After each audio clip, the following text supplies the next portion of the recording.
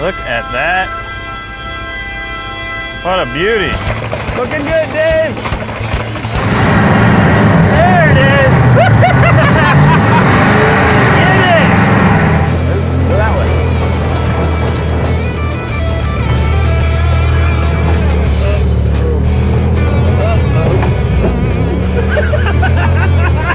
Dude, this is insane. How did you get it around that tree? That's for sure. I was going this. Oh, this is a good one. You got it. I believe in you. Just visualize going through here without running. Oh. All right, Dave, here's the plan. What do you got? You're gonna drive around here and come in this way. We're gonna try and use the winch to straighten the axle out. Okay.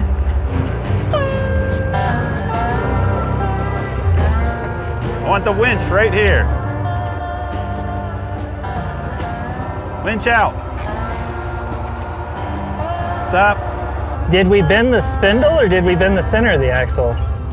You should go look at it. I don't want to. I kind of want to stay here. You kind of bent the tube halfway between the center and the spindle. So you're saying it's my fault? Well, yeah. Dude, I was getting it. I know, that was the part of the problem. I think this is mountain lion poop. I wonder if we have the only boat that's made it that far up this trail.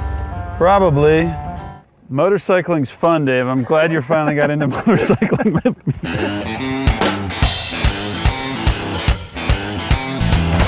Looking good, Dave. You ever been in a rodeo? I have now.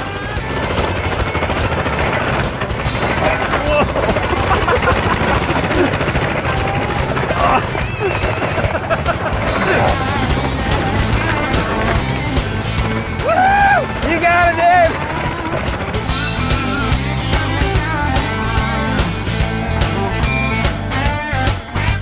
Come on, Fred. Woo! Ah, I'm coming. My clutch is like engaged all the time, so it doesn't want to climb hills anymore, or go downhill anymore, or go on flat ground very well. Come on, little back. Come on. All right, let's go. That was a stunt maneuver.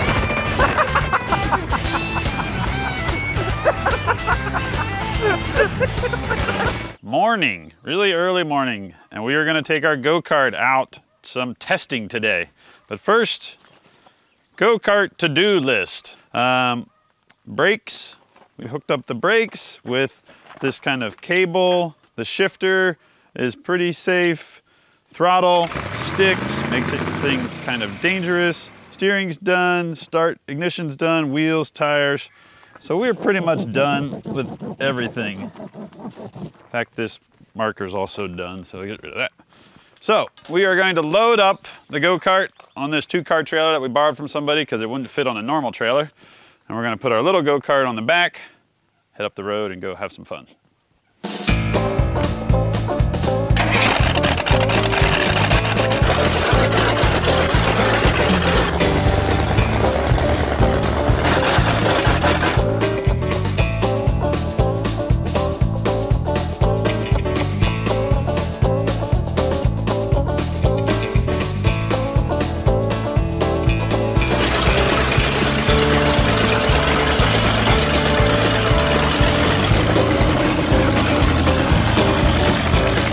What we're going to do today out here at our test facilities, we're going to do a little shootout between our normal size go-kart and our giant man-size go-kart. First, let me get my stunt drivers in here. These guys are from the Polygoats. You can see we got all of our proper safety equipment, gold sparkly helmet, and a seat belt. Excellent, guys, you look great. So, for the first part of our shootout is something that, well, it's something that every go-kart should consider, every go-kart builder, that is. Gentlemen, how fast can you start your engines? Ready, go!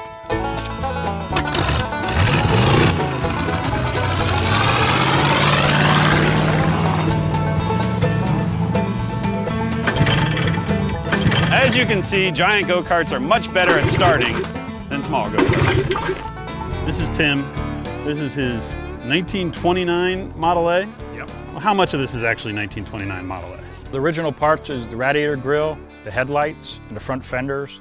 The body is a fiberglass kit that we bought back in 1977 off of J.C. Whitney, and we built it from there.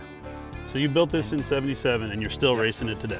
Yep. Let's go over the car a little bit. What's your power plant? What's your axles? I have it's a Ford 302, but it's a 347 stroker. Okay. They stroke them to 347. Model A's back then didn't have flip hoods, but this one does. It was built from TriStar engines and transmissions out of Wisconsin. All the running gear is from a 1973 Ford Bronco, but 10 years ago I made a square tubing box frame just to make more strength in the frame because the old one fatigued out on me. Bronco transmission and transfer I have case? Bronco C4 transmission, Bronco Dana 20 transfer case, the Bronco rears with only aftermarket axles from Yukon, Dana 44 up front with aftermarket axles in that. You run locking differentials? I have an air locker in it that in case I would need it, I can shift it in to run the air locker. 35-inch Goodyear Wranglers on it. They seem to work very well and hold up real nice. And then the suspension, you have leaf springs, some Fox shocks? Leaf springs and Fox shocks all the way around. Pretty good ride? Yeah, pretty good ride on it. With the leaf springs though, you can only ride so good. Get it! There you go! There it is!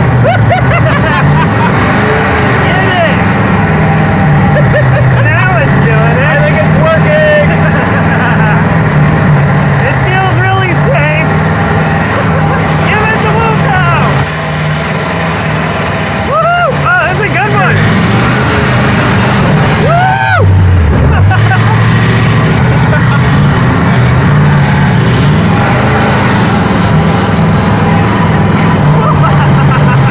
I can't even tell where we are.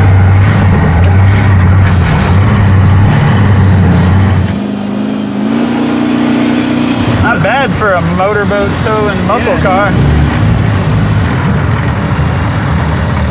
Are your teeth as dirty as mine? No, I had my mouth shut. I was like,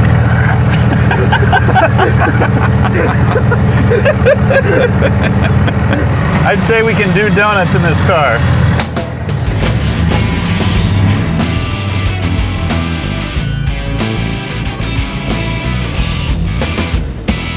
we just dominated the donuts, and our air shocks need more air because we were slamming hard in the front.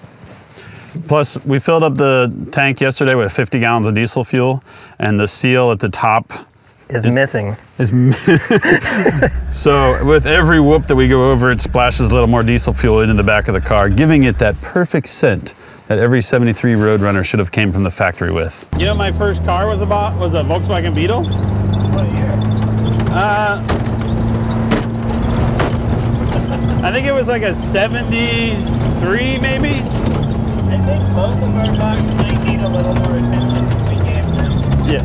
You mean buy them and take them straight to the desert wasn't the best idea? Sure. Got it. When it's in the rocks, it's a little bit noisier.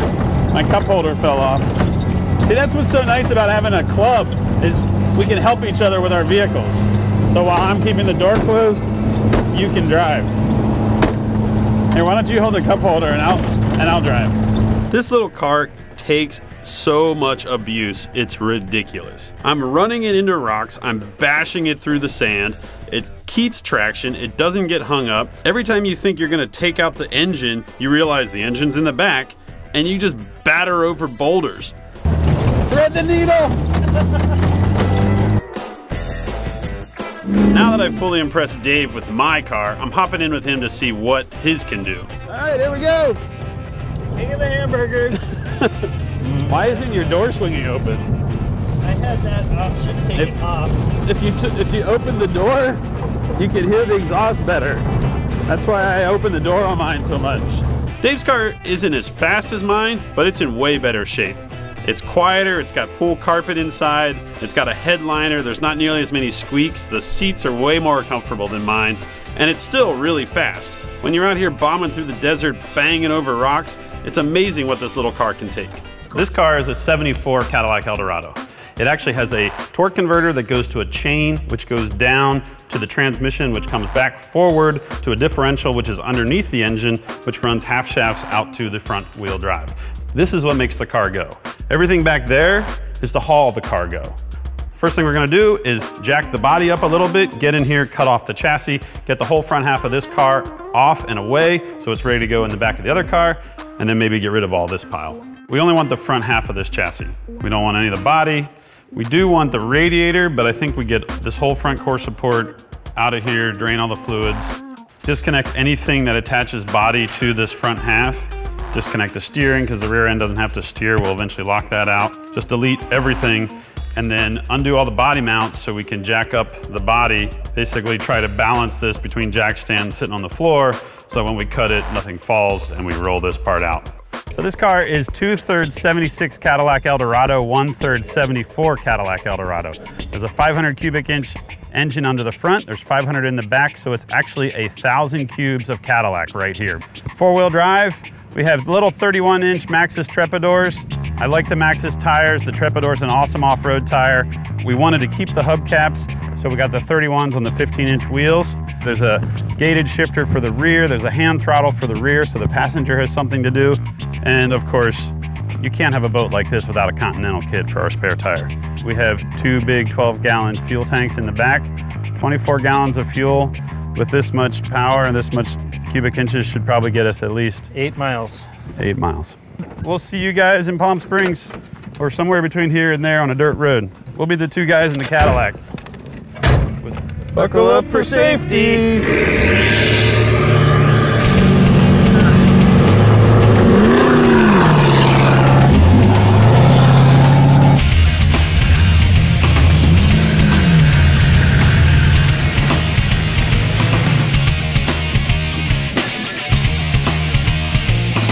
Go this way, Dave.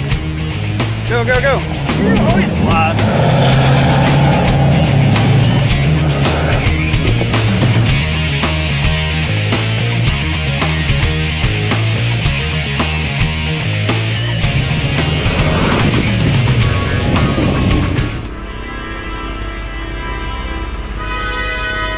Come on. Look at that. What a beauty.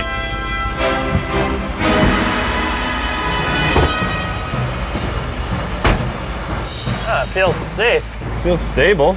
I doubt going off-roading is going to be much gnarlier than just pulling off your driveway.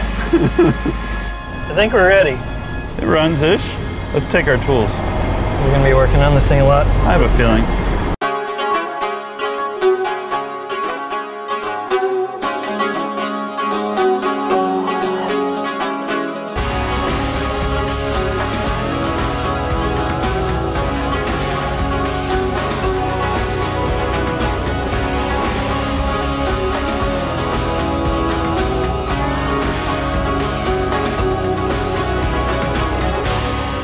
We made it to the desert, Dave. Our motorhome's awesome. Oh, it's beautiful out. So we brought the dirt heads back. Dirt Heads is Dave and my off-road club, and now we have an RV chapter. That's why we dressed to match our RV. We look good, don't we?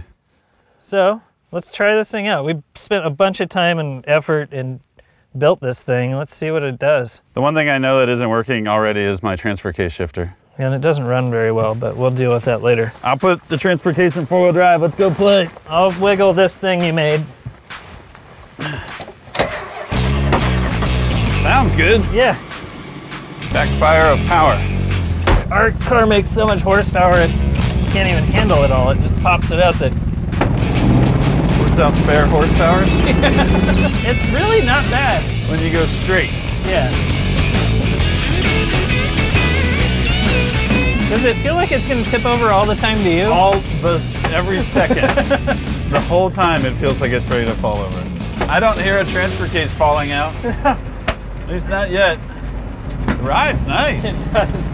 It's like pirates on the 7 seas. I've never seen a motorhome go down this road this fast before. This is awesome. I don't even know what to do when it starts going sideways. Just keep going straight. It feels good at straight.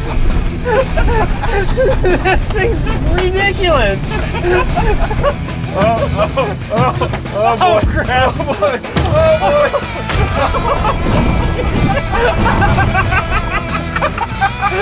boy.